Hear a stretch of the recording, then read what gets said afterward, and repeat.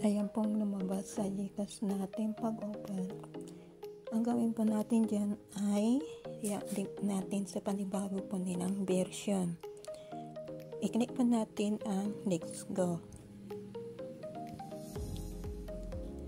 Ayan po, lumabas. Hindi natin i-update. I-press natin. I-install po natin ulit.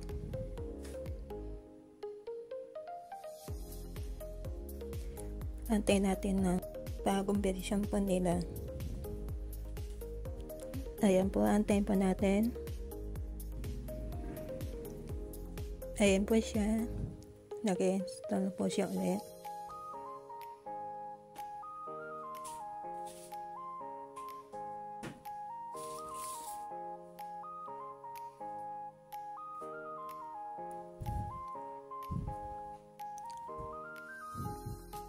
Huwag po kayo matakot na mawala dahil ina-update lamang tayo sa Gcash na panibagong version.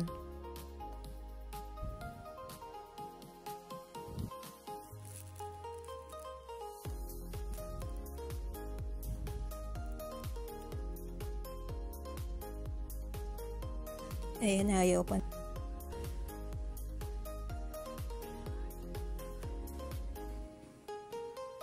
Ayan na po.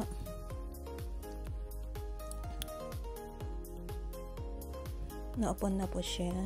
Ilagay pa natin ang MPIN.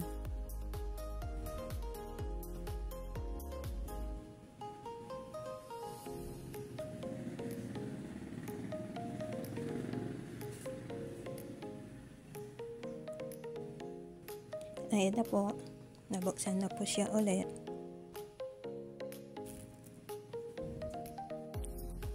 Ayan na, okay na po.